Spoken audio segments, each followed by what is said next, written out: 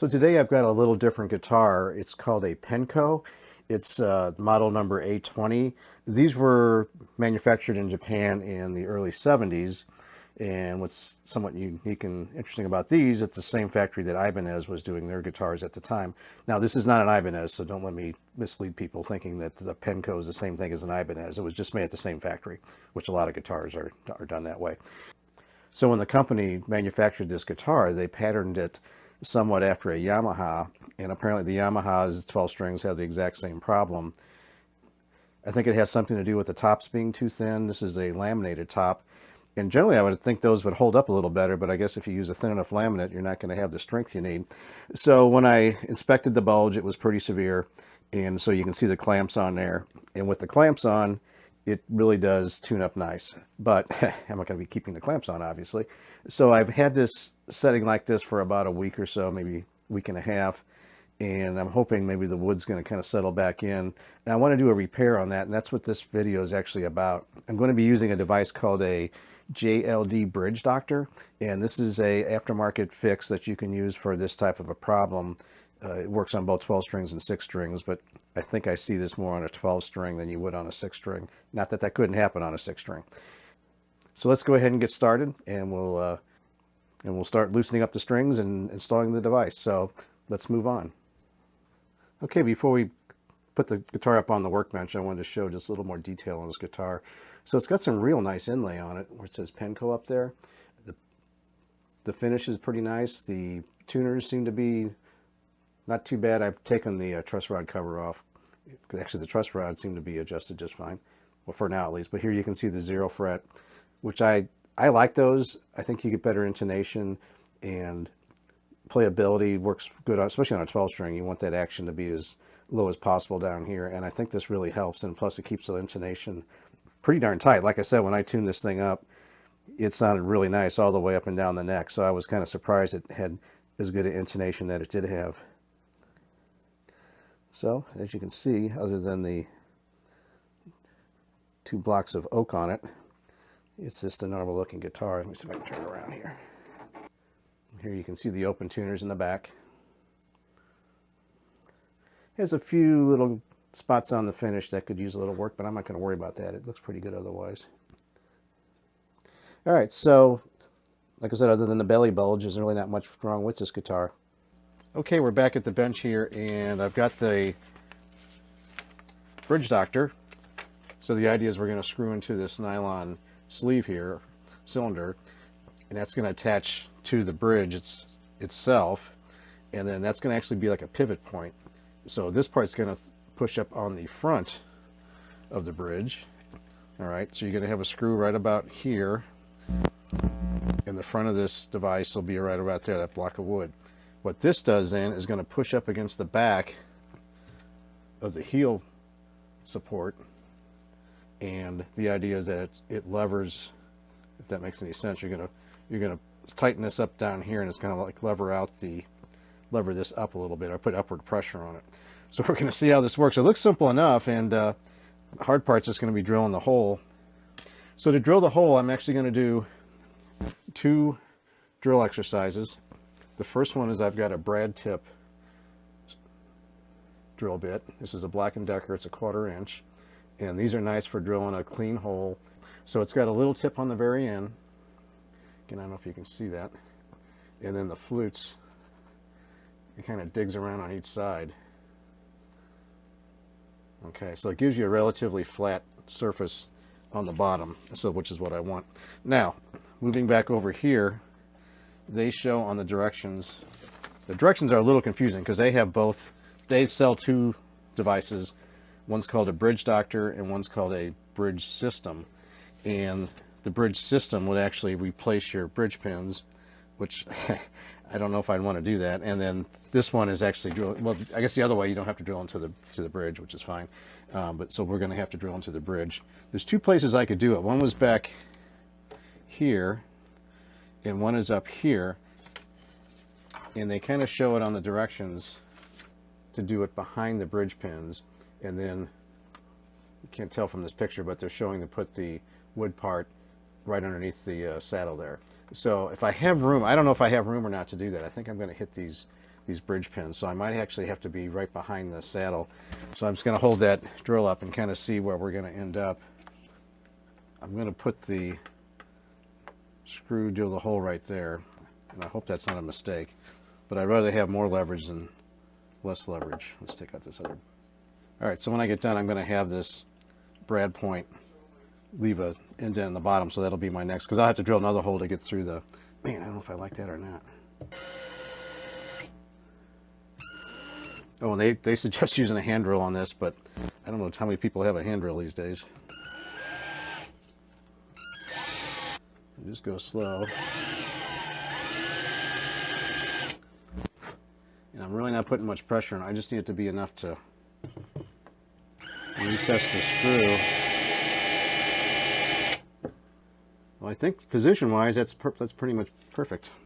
So be careful when you do this. Don't put a lot of pressure, because you will just pop right through that wood, because that's real soft wood, and it's you can go right through that in a split second.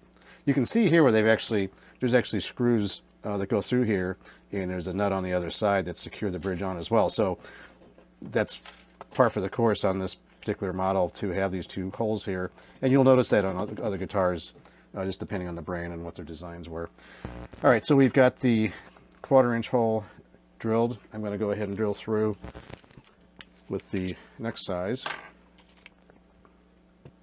Go through the top of the guitar using a 9/64 inch drill. Okay, so I should have had the camera closer when I was doing that last drilling, but so now I've got a bigger drill bit. This is the 9/64, and that's going to go all the way through.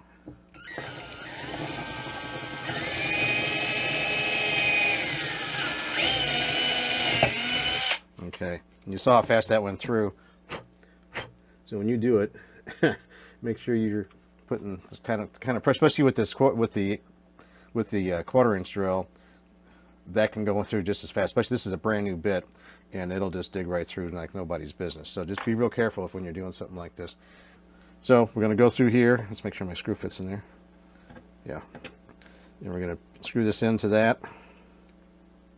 Okay, so that's going to go into the bridge. This goes into this little thing here, and that screws in. That's already threaded, which is nice. And that's going to be pushing up underneath the saddle.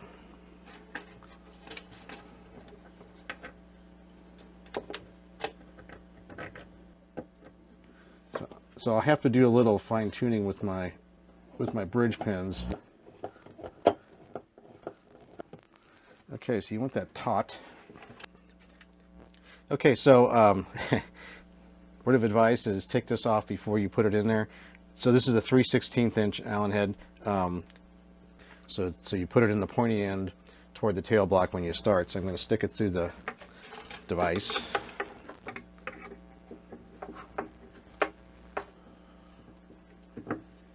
So when you do this, have a mirror handy and make sure we're hitting back there.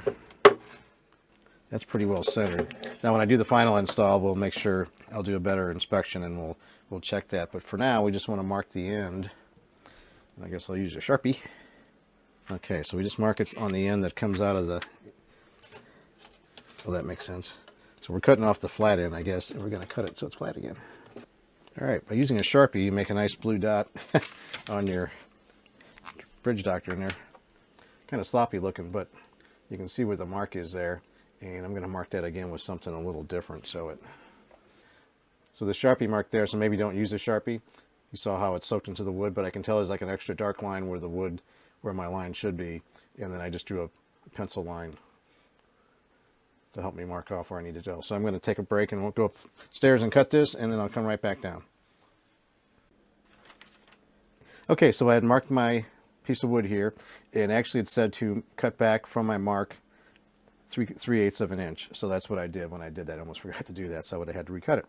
So this is just a tad shorter than the end sticking out. So as I push this in, this should then push up against the tail block, and this will go into the set screw, or the set screw will push against this thing.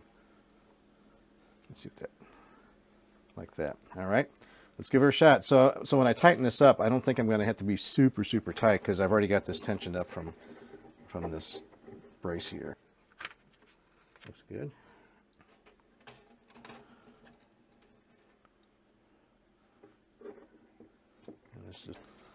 So I don't have to torque this down a lot because I've done all my torquing here. And so basically all I'm trying to do now is keep it where it's at. I imagine it's going to lift up a little bit. I can't imagine this thing's going to do 100% of a fix on that. So that's pretty tight. Well, the nice part about all this, though, is I'm definitely got a good lever as far as the length of the between this point here and where it's pushing up on the actual saddle. So, and I might actually have to shave off a little bit of that nylon block, you know, through here so the pins can fit back in. Okay, let's see. Kind of the moment of truth. Let's see. Let's make sure we got everything where we need it. So that's plenty tight. That's been tensioned inside there. And let's go ahead and take off these braces.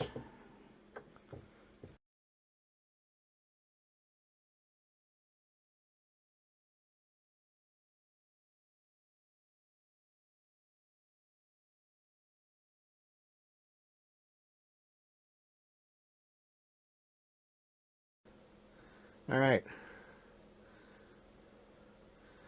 Okay, you couldn't really, because I didn't take this shot beforehand. It's hard to have an A-B comparison, but see how normal this looks? Well, it didn't look normal before. So this was up quite a bit, angled up, you know, quite a bit up here in the rear, and I mean you could just feel that bow. I mean, it was very visible. So that got rid of the belly bulge. I wonder if that would work on me. Okay, well, I'm going to go ahead and put the strings back on and tension it up. And at this point, it is what it is, so I'm not going to go any further with this. Okay, I'm going to go ahead and put a strap button on this thing.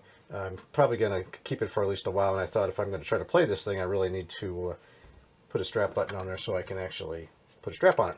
So we're going to go ahead and we're going to drill into the heel right here. This is the bottom of the guitar here, and so we're going to screw into the bottom of the heel butt down here.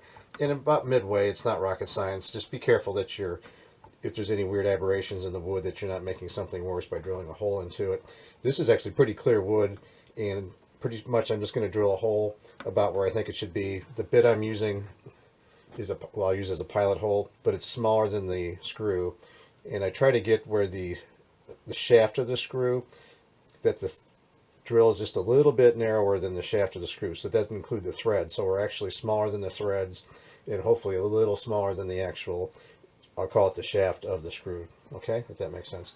All right, we're just going to go ahead and drill in there carefully, and we'll try to put it where there's some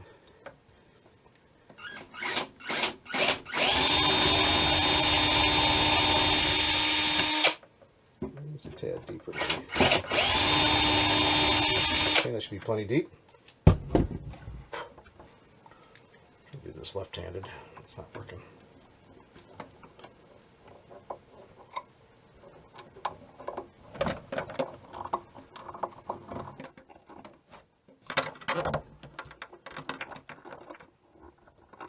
That. All right, drop button is on.